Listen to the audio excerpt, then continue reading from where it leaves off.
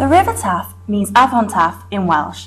It originates as two rivers, the Taff Fechan meaning Little Taff and the Taff Fawr meaning Big Taff. As the two rivers move south, they join together to form the River Taff, just north of Merthyr Tydfil.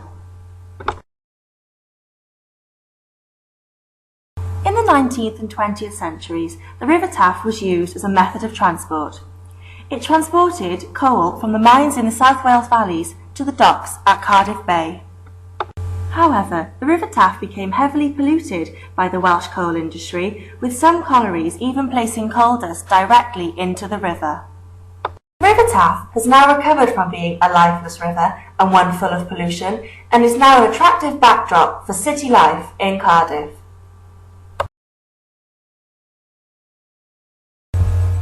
In order to identify the differing areas of Cardiff, we performed our drift along the Taff Trail between Butte Park and Cardiff Bay. Starting in Butte Park, we moved along the Taff towards the city centre. Crossing over Castle Street, we moved past Cardiff Arms Park and the Millennium Stadium. Further along we came to Wood Street and crossed under the railway bridge.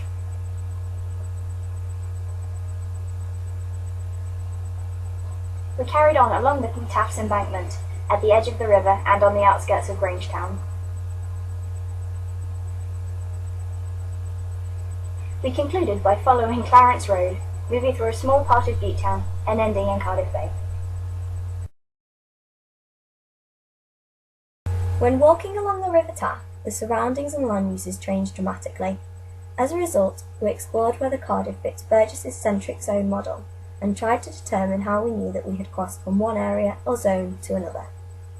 According to Burgess, cities form in concentric rings, the innermost circle being the Central Business District, or CBD.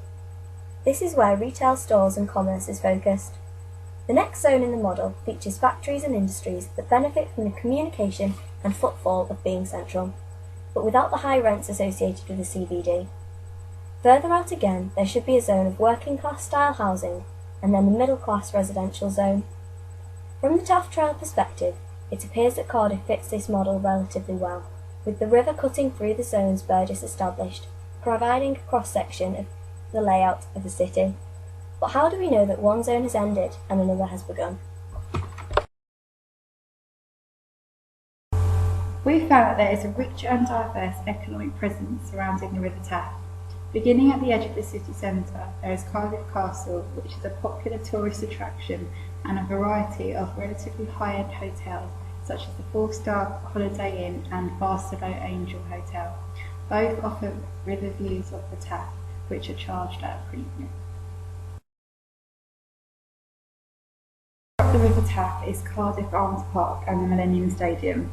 The Millennium Stadium, which overlooks the Taff, brings in £19 million annually, according to a report made by Cardiff Council. Developments line the upper end of the River Taff, such as Stadium Plaza, which contains a multiplex view cinema, a multi-million-pound leisure complex, and a variety of restaurants. The artery into the city centre is the train station, located centrally along the Taff. It acts as a gateway from all areas in Wales and England to the Central Business District in Cardiff. As we move along the river, one of the biggest industries and tourist locations in Cardiff is the Brains Brewery. Interestingly enough, with the popularity of the beer produced, the company relocated from the centre of town to the southern banks of the River Taff to expand the factory floor space and reduce costs. It is important to mention the economic layout of the residential areas surrounding the River Taff. In areas such as Grangetown, we noticed that the type of housing tends to be local authority and similar builds, as well as being popular with the ethnic minorities of Cardiff. They often have lower rents and are older houses than the buildings in the city centre. As we travelled further down the Taff and closer to Cardiff Bay, the type of housing changed to high quality and attractive penthouses and apartments, which are occupied by young professionals and are priced and rented at a premium.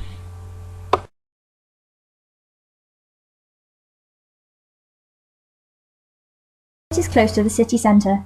Butte Park is relatively peaceful, even when there are plenty of people around. The park is frequented by dog walkers, cyclists, joggers, and those just having a wander, also by those visiting the cafe, adding a more social element to the park. You know where the edge of the park is along the Taff Trail when you abruptly hit Castle Street and Canton Road Bridge. You immediately recognise that you are in the city centre, or CBD. It is busy, loud, and there are plenty of commercial buildings on view, including hotels, bars, and the Millennium Stadium. The bridge acts as a divide between the tranquility of Butte Park and the hustle and bustle of the city centre.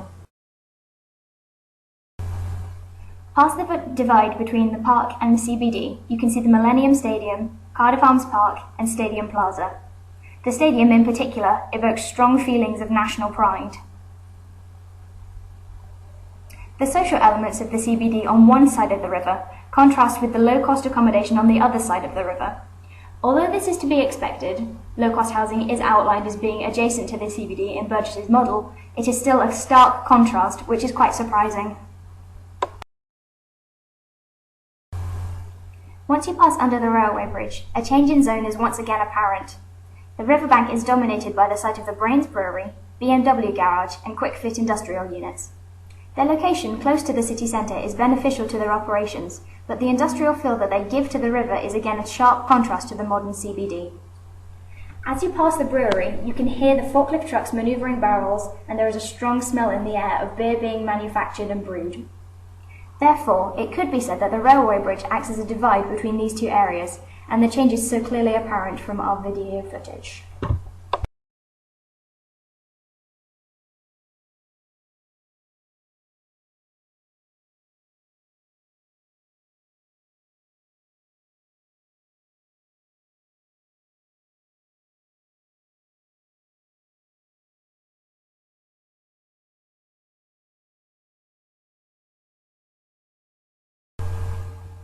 As previously stated, the housing becomes more spacious and luxurious as you move away from the CBD. The low-cost, high-density housing of Grangetown feels slightly threatening. It is not particularly friendly, and there is plenty of rubbish and graffiti to highlight this. As Burgess recognises, housing becomes more luxurious and dominates the skyline as you move towards Cardiff Bay. Although it is not suburban, the high-quality housing of the bay is a unique twist to Burgess's ideas. The cosmopolitan feel of the bay is refreshing, having moved through unattractive housing areas and areas of industry along the River Taff.